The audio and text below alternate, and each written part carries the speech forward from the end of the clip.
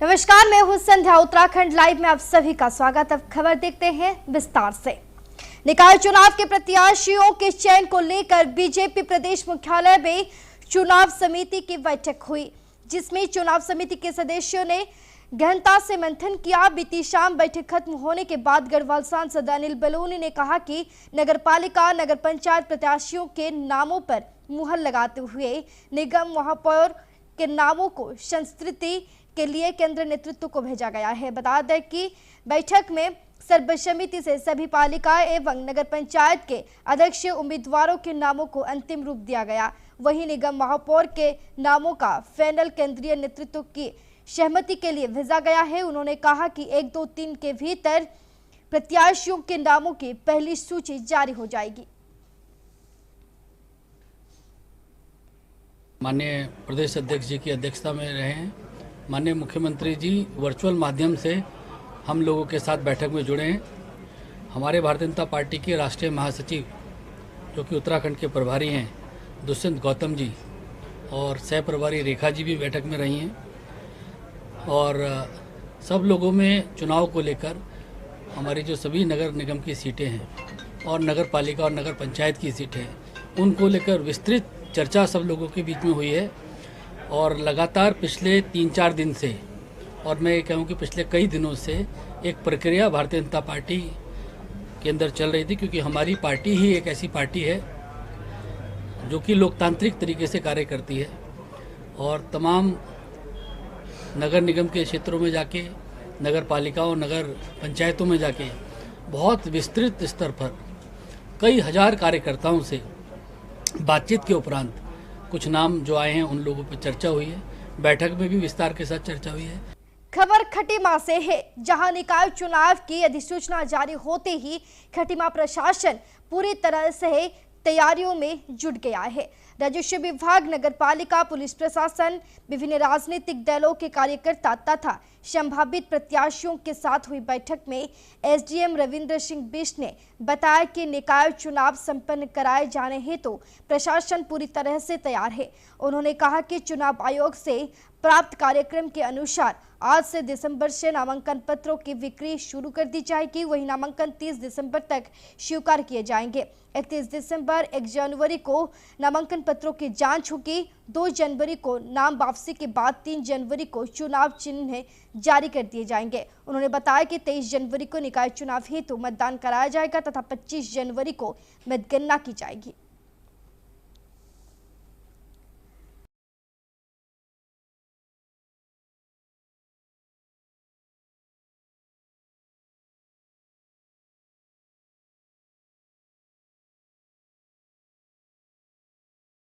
नामांकन में उनको क्या क्या चीज़ें करनी है, क्या क्या डॉक्यूमेंट्स उनको वहाँ पर चाहिए होंगे, अदेयता कहाँ कहाँ की चाहिए होगी, ये सब चीज़ें हमने उनको बात की बता दी। और 27 से हम नामांकन पत्र की बिक्री करना शुरू कर देंगे।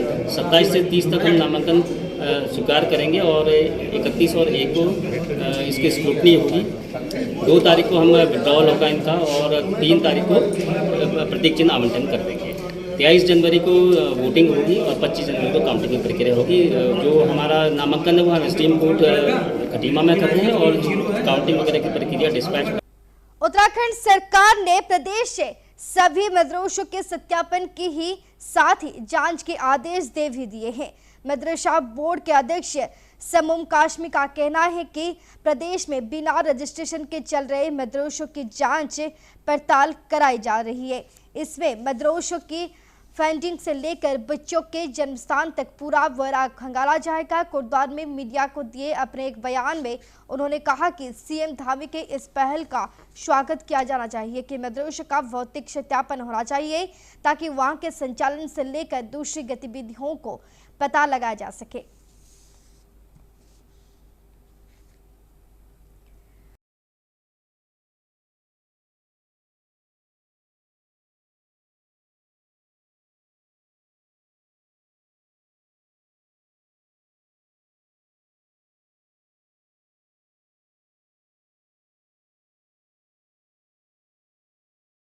ये कदम बहुत सराहनीय है और देखिए ये एक प्रक्रिया है जांच की एक प्रक्रिया है जो समय समय पर होती रहती है और ये सरकार का कर्तव्य होता है कि उनकी जानकारी ले कि किस तरह से क्या क्या योजनाएं वहाँ चल रही हैं, क्या कौन कौन सी समस्याएं हैं और क्या कोई ऐसा अनियमितताएं तो नहीं है, उसके बारे में जानकारी लेना ये सरकार का कर्तव्य है। और मैं समझता हूं कि मदरसों के अंदर माननीय मुख्यमंत्री श्री पुष्कर सिंह धामी जी पूरे देश के अंदर एक मिसाल हमने कायम की है।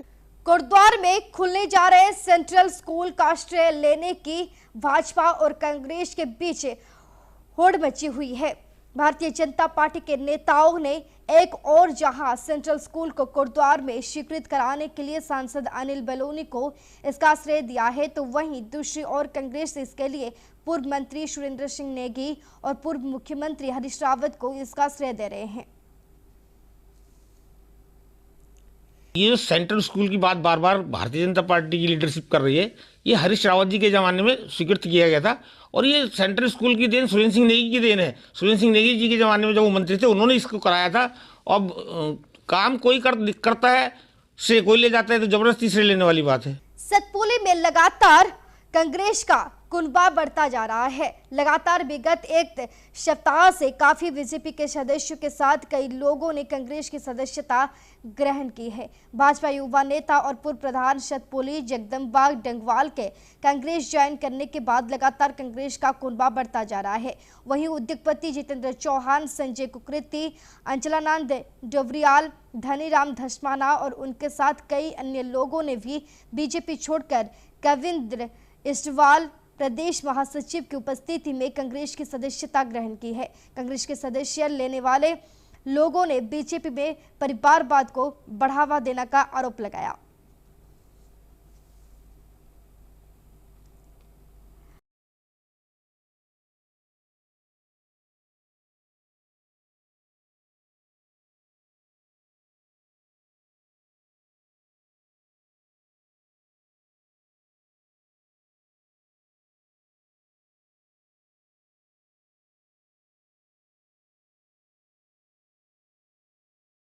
उपेक्षा अगर आपकी हमेशा की जाएगी, आपको जब दरकिनार करेगा, जब पहुँचाने कहीं पे भी नहीं पहुँचेगा, तो स्वाभाविक है कि आदमी को कुछ न कुछ उचित फैसले लेने पड़ते हैं। क्या लगता है कि अभी कुछ और लोग भी शामिल होने वाले आपके? बिल्कुल निश्चित है।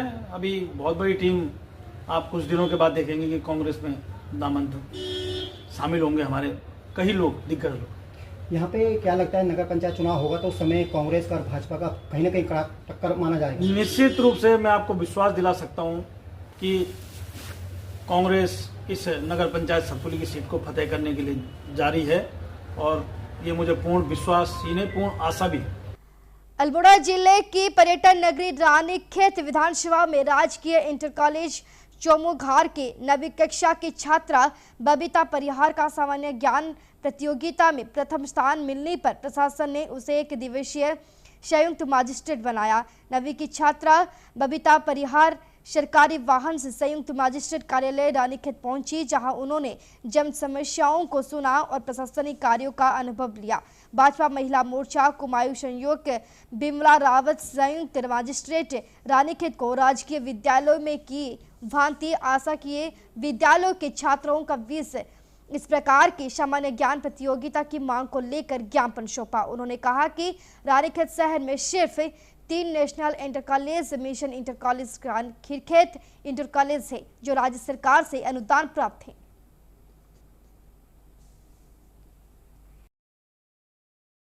मिशन नवचेतना चल रही है हमारी रानीखेत ताड़ीखेत बेसिकली ब्लॉक के अंतर्गत, तो उसी के अंतर्गत जो है सामान्य ज्ञान में वृद्धि के लिए बच्चों के लिए प्रयास किया जा रहा है। सामूहिक प्रयास है, शिक्षा विभाग हमारे द्वारा।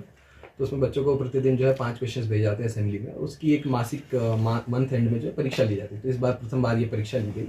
तो उसमें 2 कैटेगरीज में जो जूनियर और सीनियर वर्ग में होते हैं, तो उनको 1 दिन के लिए एक्सपोजर ट्रिप पे भी भेजा जाता है। तो इस बार का पहली ट्रिप जो हमारी एरीज नैनीताल एवं नैनीताल जू, बोटिंग इत्यादि गई थी, जो संडे को ऑर्गेनाइज हुआ था। इसी क्रम में जो ब्लॉक स्तर पे प्रथम स्थान प्राप्त किया है उनको हमने एक सांकेतिक तौर पे बच्चों में मोटिवेशन के लिए 1 दिन का SGM बनाने का एक डिसीजन लिया था। तो उसमें आज की हमारी जो पहली बार की टॉपर हैं बबीता परिहार JIC चौमुधार से, तो उनको आज के दिन हमने ये अवसर प्रदान किया। नगर निकाय चुनाव को लेकर उल्टी गिनती शुरू हो गई है, लेकिन अभी तक राष्ट्रीय पार्टियों ने चुनाव लड़ने वाले प्रत्याशियों के नाम को लेकर अपने पत्ते नहीं खोले हैं। प्रत्याशियों के नाम उजागर नहीं होने से चुनाव का प्रचार प्रसार भी शुरू नहीं हुआ है। मतदाता भी प्रत्याशियों के नाम उजागर होने का इंतजार कर रहे हैं। प्रतिदिन प्रत्याशियों के नामों को लेकर कई प्रकार के कयास लगाए जा रहे हैं, लेकिन इन कयासों पर कब ब्रेक लगेगा ये कह पाना मुश्किल है। राष्ट्रीय पार्टियों के सिंबल पर चुनाव लड़ने का प्रयास कर रहे दावेदार मंत्री और पार्टी हाईकमान की परिक्रमा करने में लगे हैं।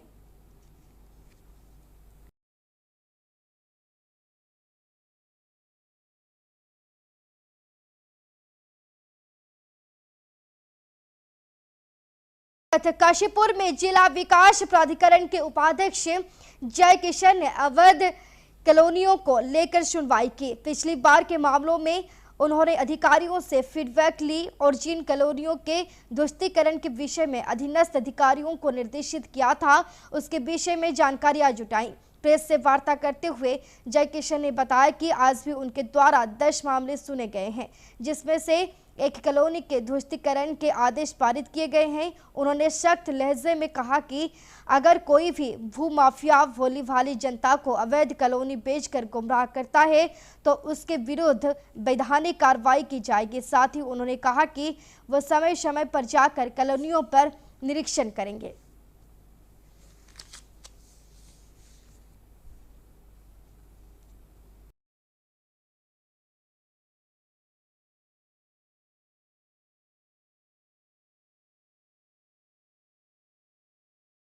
मैं हर थर्सडे को बैठता हूँ और हमारे जो पेंडिंग केसेस हैं अवैध कॉलोनियों के उसको सुनता हूँ और विधिवत जो भी हमारी कार्रवाइयाँ होती हैं, जिसमें जैसे लास्ट वीक हम लोगों ने 4 कॉलोनीज़ जो अवैध पाई गई थी जिसके ध्वस्तीकरण आदेश पारित हो गए थे और उसका कंप्लायंस नहीं हुआ था, उसको हम लोगों ने कंप्लायंस कराया।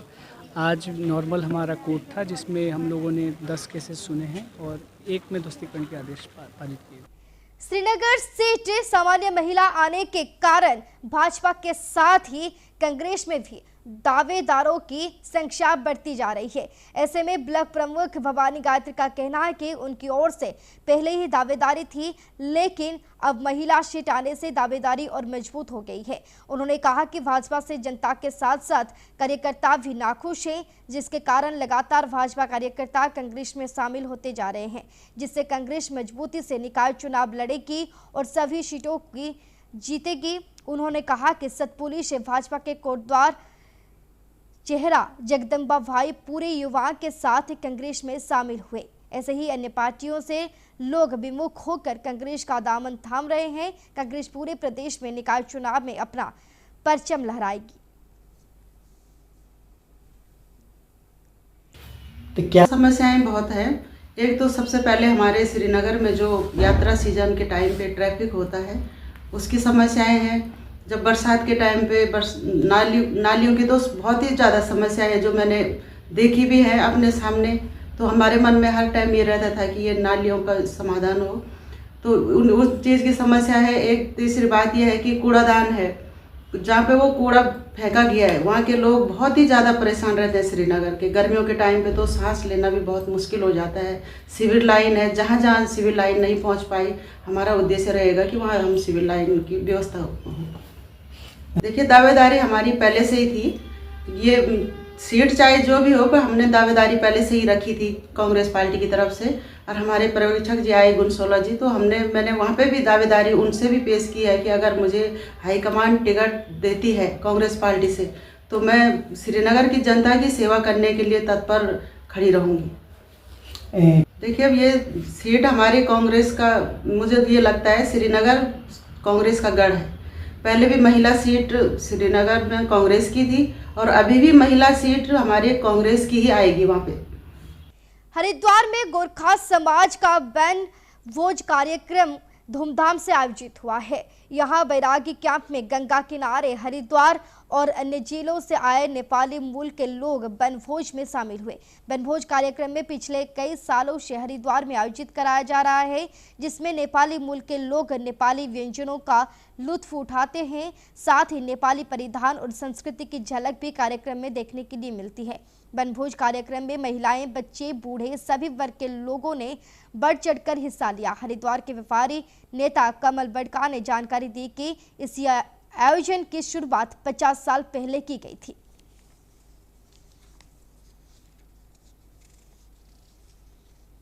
भोजन का आयोजन करते हैं, जिसमें इसमें हम ऊंच नीच कुछ नहीं देखते, भेदभाव कुछ नहीं होता। सब मिल के एक साथ एक परंपरा, हमारी गोरखाली की जो परंपरा है उसको झलकाने के लिए हम आज एकत्रित होते हैं। कहाँ से लोग आते हैं? ये हमारे देहरादून, रायवाला, हरिद्वार, शिवालिक नगर, BHL, कनखल, ये हम सारे गोरखालियों का एक प्रोग्राम है। पिछले साल भी हमने किया था। ये हमारे का शुरुआती जो दौर था तो उस समय ये 6-7 लोग हुआ करते थे, और आज जो है महिला कल्याण समिति की, जो गोरखाली महिला कल्याण समिति की जो मेंबर है, इन्होंने आज पहली बार करा है। और वनभोज में ये है कि नेपाली व्यंजन का होता है, वेशभूषा का होता है, अपने व्यंजन का हो गया, पहनावे का हो गया, बस साल में एक बार होता है सर्दियों के समय में, दिसंबर के टाइम में। आचार संहिता के लागू होने के बाद उप जिलाधिकारी कार्यालय में मीटिंग का आयोजन किया गया, जिसमें मुख्य रूप से राजनीतिक दलों की उपस्थिति अनिवार्य रही। इस दौरान उप जिलाधिकारी डॉक्टर अमृता शर्मा की उपस्थिति में स्वतंत्र, निष्पक्ष एवं शांतिपूर्ण तरीके से चुनाव संपन्न किए जाने पर विचार किया गया। प्रतिनिधियों एवं प्रत्याशियों को आचार संहिता के अंतर्गत सीमांक के दायरे में रहते हुए प्रचार प्रसार एवं निष्पक्षता बरतने के लिए प्रति जागरूक किया गया। नामांकन के दौरान आने वाली समस्याओं के बारे में भी वार्ता की गई।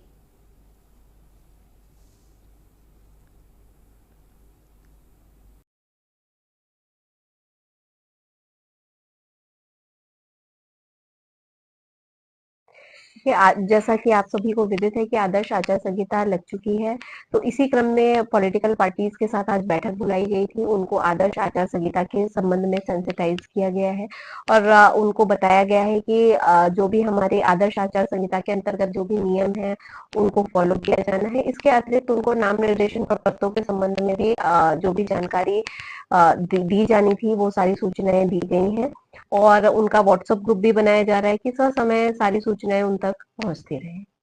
पेरोई क्षेत्र को शुरू हुए लगभग 3 महीने बीत जाने के बाद अभी तक भी सरकार द्वारा गन्ने का मूल्य घोषित नहीं किया गया, जिससे नाराज किसान गन्ना मूल्य घोषित किए जाने की मांग कर रहे हैं। गन्ना फैक्ट्री द्वारा पिछले वर्ष के भांति घोषित मूल्य के तर्ज पर ही किसानों का गन्ना खरीदा जा रहा है। वहीं किसानों का कहना है कि महंगाई लगातार बढ़ती जा रही है। विधायक सांसद के भत्तों में बढ़ोतरी कर दी गई है। वहीं सरकारी अधिकारियों के तनख्वाह में भी भारी बढ़ोतरी की जा रही है, लेकिन इस सरकार में अन्नदाता की फसलों का मूल्य भी किसानों को नहीं मिल रहा है। वहीं कांग्रेस के राष्ट्रीय सचिव काजी निजामुद्दीन ने भी सरकार को घेरते हुए कहा कि भाजपा सरकार किसानों का शोषण कर रही है। अभी तक गन्ने का मूल्य घोषित नहीं किया गया। सरकार को किसानों की कोई चिंता नहीं है।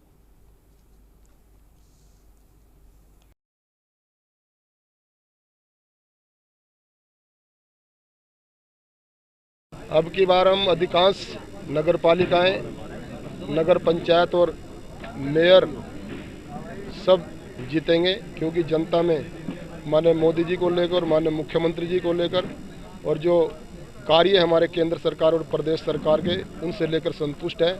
उन सब का मन है कि ये जो हमारा नगर निगम, नगर पंचायत और आज तक सरकार ने गन्ने का भाव घोषित नहीं किया। किसान जो अपनी फसल शुगर फैक्ट्रियों को बेच रहा है गन्ने की, उसे यही नहीं पता कि उसे किस भाव का रेट मिलेगा। आज अगर एक 5 रुपए का पैन भी कंपनी वाला बना रहा है तो वो कंपनी का रेट उसका तय कर दिया कि पैन जो है 5 रुपए का। मंगलोर कस्बे में इन दिनों चोरों का आतंक लगातार बढ़ता जा रहा है।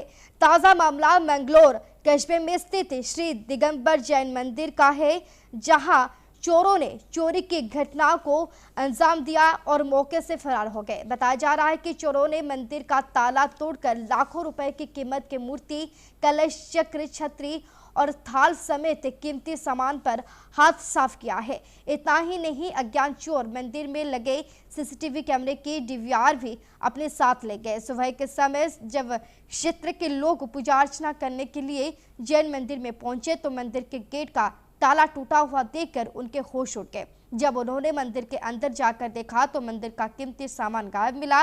इसके बाद घटना की जानकारी पुलिस को दी गई। सूचना मिलते ही तत्काल पुलिस घटनास्थल पर पहुंची और मामले की जांच पड़ताल की गई।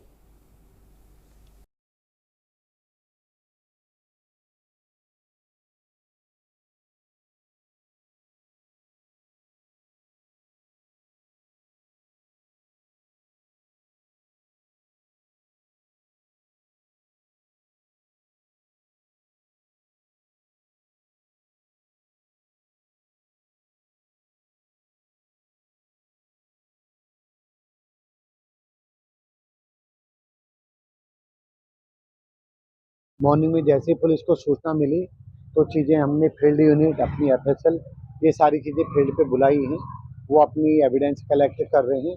घटना पुलिस के लिए चैलेंज है, वर्कआउट करेंगे जल्दी इस पे काम। कहना चाहूँगा कि ये हमारे मंदिर की चोरी नहीं है, डकैती है। इसमें जो जैन समाज को जो नुकसान हुआ है, कम से कम 40-50 लाख रुपए का नुकसान हुआ है। इसमें जो हमारे चांदी के भामंडल हैं, सिंहासन है, सोने के छतर हैं, ये सब चोरी हो चुके हैं। कुछ भी चोरों ने नहीं छोड़ा है यहाँ। अब बहुत ही शर्मनाक कार्य जो आज हुआ है जैन मंदिर में, इसकी जितनी भी आलोचना की जाए वो कम नहीं है। और जिस प्रकार का ये कार्य हुआ है, शासन प्रशासन सोया हुआ है, अपराधी जाग रहे हैं। ये थी अब तक की बड़ी खबरें। अब वक्त हो गया है बुलेटिन की समाप्ति का। आज्ञा दीजिए, नमस्कार।